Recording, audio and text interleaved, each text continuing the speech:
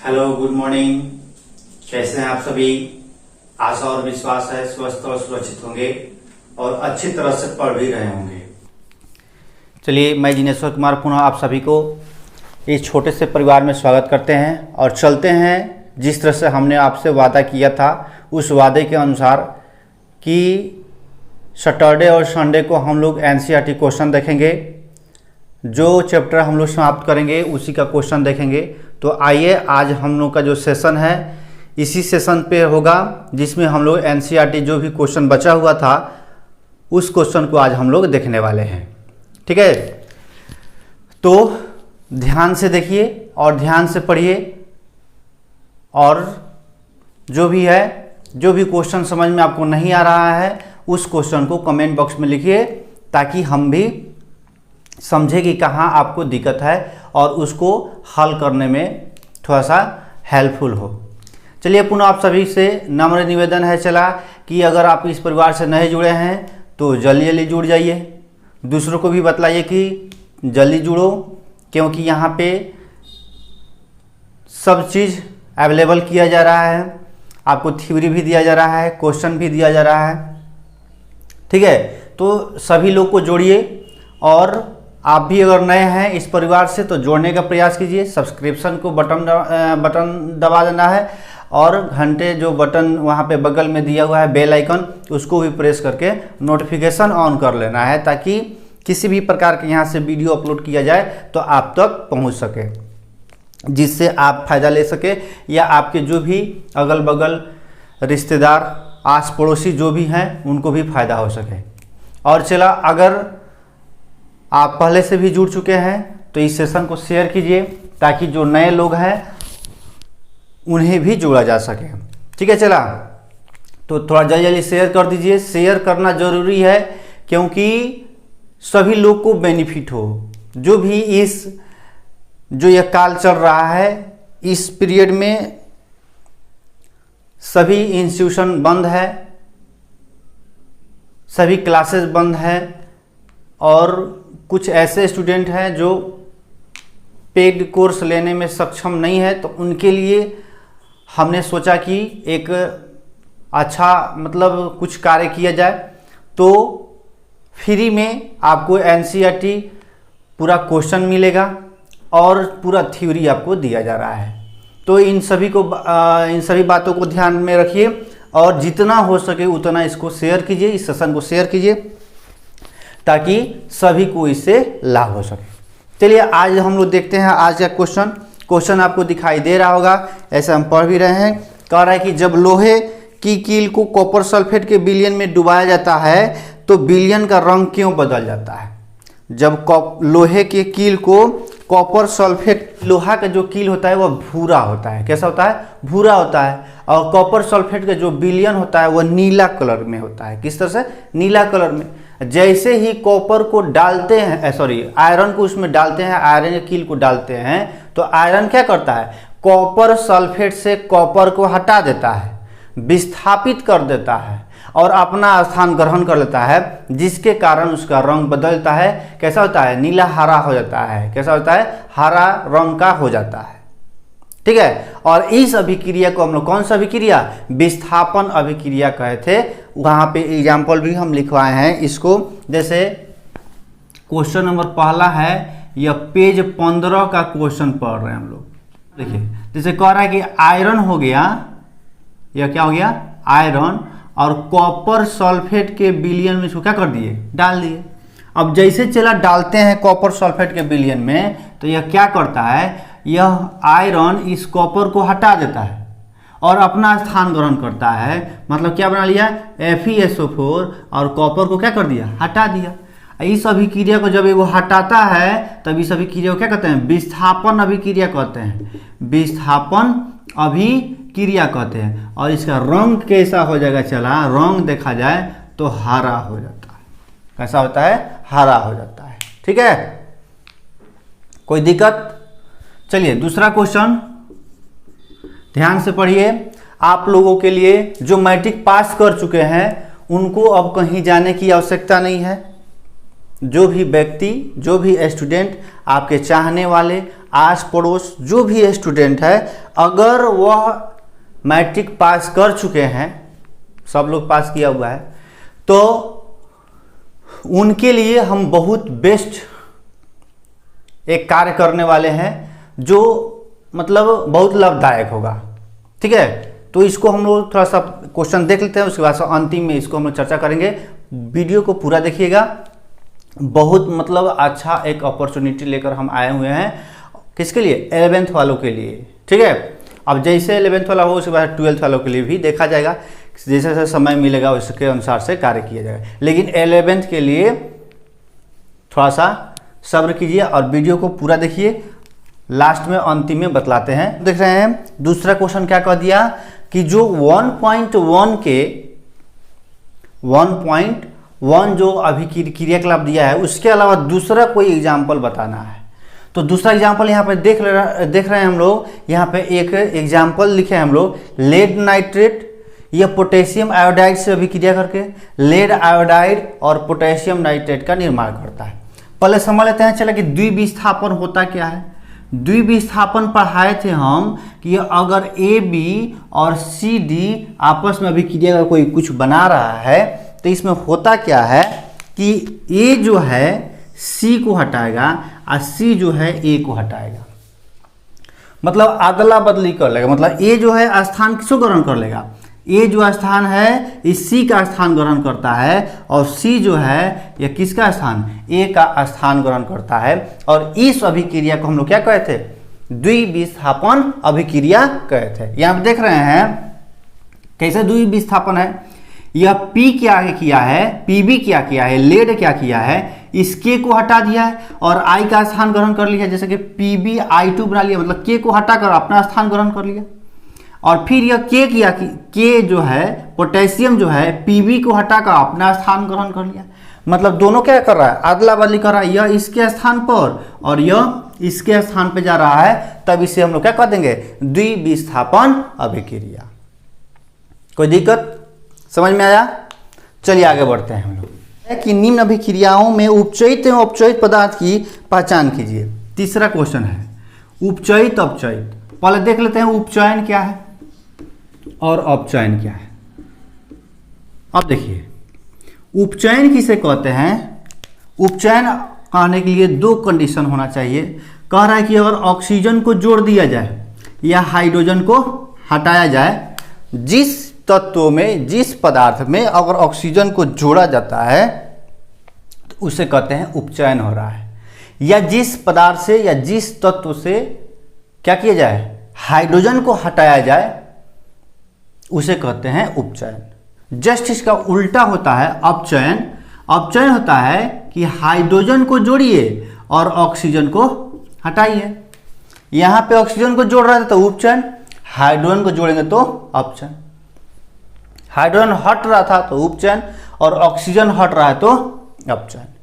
अब आते हैं हम लोग अपने प्रश्न पे। प्रश्न कर रहा एग्जाम्पल दिया हुआ है प्रश्न में कि सोडियम जो है ऑक्सीजन से अभिक्रिया करके सोडियम ऑक्साइड का निर्माण करता है। सोडियम जो है चला यह ऑक्सीजन से अभिक्रिया करता है और Na2O का निर्माण कर रहा है। अब इसमें पूछ दिया है कि कौन उपचयन कर रहा है और कौन अपचयन कर रहा है। अब देखो यहां से चला इस सोडियम के पास चलो, क्या हो रहा है? ऑक्सीजन यहाँ पे है क्या? नहीं है, लेकिन यहाँ पे क्या है? ऑक्सीजन आ गया। तो जो आ गया और कौन आया? ऑक्सीजन आया। तो जब ऑक्सीजन आ गया तो उसे क्या कह देंगे कि यह क्या कर रहा है? तो उपचयन कर रहा है। जब एक उपचयन होगा तो यह क्या होगा? अपचयन हो जाएगा। समझ में आया? यहां से ऑक्सीजन क्या हो रहा है? अब यहाँ पे हाइड्रोजन नहीं है कि हम लोग कहें कि ऑक्सीजन से हाइड्रोजन जुट रहा है, तो यहाँ पे एक ऑक्सीडेशन नंबर होता है। आगे पढ़िएगा 11th क्लास में इसको पढ़ाया जाता है कि ऑक्सीडेशन नंबर, मुक्त एलिमेंट का ऑक्सीडेशन नंबर 0 होता है और दूसरा ऑक्सीजन का ऑक्सीडेशन नंबर -2 होता है। तो यहाँ पे -2 लगा देंगे और यहाँ पे 0 हो गया। तो अगर ऑक्सीडेशन नंबर घट रहा है तो अपचयन होगा, अगर बढ़ रहा है तो उपचयन होगा। तो यहाँ पे 0 से माइनस चल रहा है तो इसका अपचयन हो गया, इसका भी 0 हो गया, इसका +2 हो गया। ठीक है, तो यहाँ से बढ़ रहा है तो इसका भी अपचयन, ये समझ में नहीं आएगा आप लोग को, यह 11th क्लास में आपको पढ़ाया जाएगा, टेंशन नहीं लेना है। यह तो पहला एग्जाम्पल हो गया। दूसरा एग्जाम्पल कर रहा है, देख रहे हैं दूसरा एग्जाम्पल हम लोग कि कर रहा है कॉपर ऑक्साइड हाइड्रोजन से अभिक्रिया करके कॉपर ऑक्साइड CuO जो है यह हाइड्रोजन से अभिक्रिया कर रहा है और क्या बना रहा है, कॉपर प्लस जल का निर्माण कर रहा है। चलिए यहाँ पे देखते हैं, चलते हैं इस कॉपर से इस कॉपर के पास। यहाँ पे ऑक्सीजन था, यहाँ से ऑक्सीजन भाग गया, यहाँ पे ऑक्सीजन था लेकिन यहाँ पे ऑक्सीजन नहीं है। जब ऑक्सीजन भागेगा तो उसे क्या कहेंगे, चला, तो अपचयन कहेंगे। तो ये क्या हो रहा है, अपचयन हो रहा है। ठीक है, अब इस हाइड्रोजन के पास चल रहे हैं, इस हाइड्रोजन से इस हाइड्रोजन के पास चलिए। यहाँ पे देख रहे हैं ऑक्सीजन नहीं है, इस हाइड्रोजन के पास ऑक्सीजन नहीं है, लेकिन यहाँ पे ऑक्सीजन आ गया। तो यहाँ पे ऑक्सीजन आ गया तो इसे क्या कहेंगे, उपचयन हो गया। यह क्या हो गया, उपचयन हो गया। ठीक है, क्या हो गया यहाँ पे, तो उपचयन हो गया। चलो बोलो, कोई समझ में आया कि नहीं, कोई दुख दर्द समस्या तो नहीं है, चला समझ में आ रहा है कि नहीं। तो इस चैप्टर का यही 3 क्वेश्चन बचा था। इसके बाद से हम लोग अभ्यास प्रश्न करेंगे। अगले क्लास में हम लोग अभ्यास प्रश्न करेंगे, लगभग 20 क्वेश्चन एक चैप्टर में है।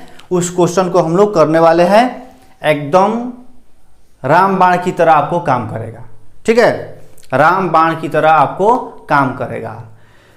टोटल अगर एनसीईआरटी क्वेश्चन बना लेते हैं तो हमको जहां तक आशा है, मेरा जो एक्सपीरियंस है, आपको कोई नहीं रोकेगा अच्छा मार्क्स लाने के लिए। वो कोई भी सब्जेक्ट हो, हम सिर्फ साइंस की ही बात नहीं कर रहे हैं, वो मैथ हो, एसएसटी हो, हिंदी हो, कुछ भी हो, अगर एनसीईआरटी के क्वेश्चन सभी को अगर हल कर लेता है चला, तो तुमको कोई नहीं अच्छा मार्क्स रोकने वाला है। एनसीईआरटी को पूरा फोकस कीजिए और उसको पूरा अध्ययन कीजिए। जो भी उसका अभ्यास क्वेश्चन जो है और उसके जो थ्योरी के साथ जो क्वेश्चन दिया गया है, उस क्वेश्चन को एकदम करिए, नेसेसरी। चलिए आते हैं आपसे जो हम बोले थे 11th क्लास के लिए। 11th क्लास के लिए चलिए चला, ये देखो यहाँ पे बहुत खुशी की बात है कि हम लोग 11th क्लास का जो केमिस्ट्री है, यह केमिस्ट्री होल केमिस्ट्री हम पढ़ाने वाले हैं आप लोग को। प्रत्येक दिन जो निश्चित समय है, उस निश्चित समय को रखा गया है 6 बजे शाम में।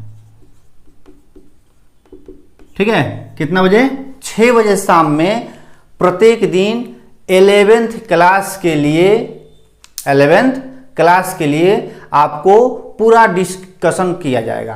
कहने का मतलब क्या है, इसमें क्या क्या आपको बताया जाएगा। 11th क्लास के लिए जैसे कि थ्योरी, जो भी चैप्टर वाइज थ्योरी है, सब थ्योरी आपको दिया जाएगा। पीडीएफ भी आपको दिया जाएगा। पीडीएफ आप जानते हैं कहाँ से आपको मिलेगा, जेके साइंस, जेके सर साइंस टेलीग्राम चैनल से आप ले सकते हैं पीडीएफ। इसके अलावा जो भी एनसीईआरटी क्वेश्चन है, उस क्वेश्चन को भी कराया जाएगा। अब कुछ ऐसे स्टूडेंट हैं जो सोच रहे होंगे कि हमको 11th पढ़ने की आवश्यकता नहीं है, डायरेक्ट हम 12th ही पढ़ेंगे। तो उस बेहुदा को क्या मालूम है कि इस 11th क्लास कितना हमारे लिए लाभदायक है। किसी भी जॉब करने के लिए अगर आपको किसी प्रकार से अंदर से अगर इच्छा है कि हम भी सरकारी जॉब करें, तो चला हम लोग को पढ़ना पड़ेगा। 11th हो, 12th हो, first year, second year, third year, graduation हो, सभी को पढ़ना पड़ेगा। अब पढ़ने के बाद चला तोरा नौकरी होगा, और नहीं पढ़ेगा तो नौकरी होने वाला नहीं है। तो इसलिए दिमाग से निकाल देना है कि जो 11th क्लास है, उस 11th क्लास को हम लोग नहीं पढ़ेंगे। चलिए सीबीएसई का भी जो रिजल्ट है उसका भी 31 तारीख तक घोषित कर जाएगा। उसमें भी कुछ बहुत अच्छा पैटर्न किया गया है कि जितना साल भर में जितना एग्जाम हुआ है, ठीक है ना, हाफ ईयरली, क्वार्टर, जो भी एग्जाम हुआ है, सबका औसत लेके और क्या बनाएगा, रिजल्ट बनेगा। तो सीबीएसई के 12th वाले लोग को भी ये बहुत बढ़िया मिल गया कि जो मेहनत किया होगा, जो अच्छा मतलब फाइनल एग्जाम समझ के क्वार्टरली एग्जाम हो या हाफ ईयरली एग्जाम हो, अगर दिया होगा तो उसके लिए बहुत बढ़िया रिजल्ट बनने वाला है। तो हो सकता है कि कहीं हमारा जो बिहार बोर्ड है ऐसा न कर दे इस कोरोना काल में कि जो 11th में एग्ज़ाम होता है उस एग्ज़ाम को क्या किया जाए, औसत मानकर, उस एग्ज़ाम में जो भी आपको मार्क्स मिला है उसको औसत मानकर 12th का एग्ज़ाम का जो रिजल्ट बनाया जाए। क्योंकि ये जो समय चल रहा है इसमें एग्ज़ाम लेना बहुत मुश्किल है। लेकिन हो सकता, हम ऐसा नहीं कह रहे हैं कि ऐसा होने वाला है, हो सकता है कि कहीं 11th क्लास को क्या करे, वह प्रीफर करके कहे कि जो एग्ज़ाम हुआ है 11th क्लास में उसको क्या किया जाए, एवरेज मानकर और 12th क्लास का रिजल्ट बना दिया जाए। तो इसलिए चला हम बार बार आपसे कह रहे हैं कि 11th क्लास भी पढ़ना बहुत ज़रूरी है। 11th क्लास जो होता है बेसिक चीज़ होता है। अगर 11th क्लास नहीं अध्ययन करते हैं तो 12th क्लास में बहुत आपको तकलीफ उठाना पड़ेगा, मतलब बहुत सारे दिक्कतों को सामना करना पड़ेगा। तो दिक्कतों को सामना हम क्यों पड़े जब हमारे पास पूरा समय है 11th पढ़ने का। तो इसलिए हम आपसे कहेंगे, आप सभी से, जो भी स्टूडेंट है जो देख रहे हैं 11th क्लास वाले या मैट्रिक वाले, उनसे हम कहेंगे कि 11th क्लास भी पढ़ना अति आवश्यक है। जितना आपको 12th क्लास पढ़ना आवश्यक है, जितना आपको मैट्रिक क्लास पढ़ना आवश्यक है, उतना ही 11th क्लास भी आवश्यक है। और जी जान लगा के पढ़ना है और नौकरी पाना है। चला इसी प्लेटफॉर्म पे आपको जो भी एग्ज़ाम होते हैं, 1 डे एग्ज़ाम होते हैं, जिस प्रकार के, जैसे एनटीपीसी हो गया, बिहार पुलिस हो गया, बिहार दरोगा हो गया, जो भी है, ग्रुप डी हो गया, आपको एसएससी हो गया, जो भी है, सभी एग्ज़ाम के लिए प्रिपरेशन कराया जाता है और बेस्ट टीचरों के साथ। ठीक है, इसलिए 11th 12th 9th 10th अच्छे से पढ़िए और फिर से जुड़िए और जुड़कर अपने हौसलों को बुलंद करते हुए क्या करना है, जॉब की ओर चलना है। मतलब हमको किसी भी हालत में यह प्रण करके रहना है कि किसी भी हालत में हमको सरकारी जॉब ही लेना है। क्योंकि इस कोरोना काल ने सिखा दिया कि कितना नेसेसरी है सरकारी जॉब। ठीक है, चला तो आपके लिए बहुत बढ़िया एक अनाउंसमेंट था कि 11th क्लास के लिए, कि 11th क्लास का भी जिस तरह से हम लोग मैट्रिक पढ़ रहे हैं उसी तरह से 11th क्लास का भी आप तक जो भी चैप्टर वाइज थ्योरी और आपको क्वेश्चन जो भी एनसीईआरटी है सब आपको दिया जा रहा है। इसलिए बढ़िया से पढ़िए। और पुनः आपसे नम्र निवेदन है, अगर आप अभी तक वीडियो देख रहे हैं तो बहुत बहुत धन्यवाद आप सभी का। और इस सभी आप सबसे अनुरोध है कि थोड़ा सा इस वीडियो को, इस सेशन को शेयर कीजिए, ताकि इस 11th वाले का बात जो है, जो मैट्रिक पास कर चुके हैं उनके लिए यह बहुत रामबाण काम करने वाला है। तो उन तक भी यह बात पहुँचे और वो भी इसका लाभ ले सके। चलिए आज का सेशन हम लोग यहीं खत्म करते हैं और मिलते हैं फिर पुनः आप सभी से एक नए सेशन के साथ। और उस सेशन में हम लोग अगला जो अभ्यास क्वेश्चन है, एनसीईआरटी का क्वेश्चन है, उस अभ्यास क्वेश्चन को हम लोग देखेंगे। बहुत मज़ा आने वाला है। चला जुड़े रहिए और बहुत बहुत आप सभी का धन्यवाद। नमस्कार, जय हिंद।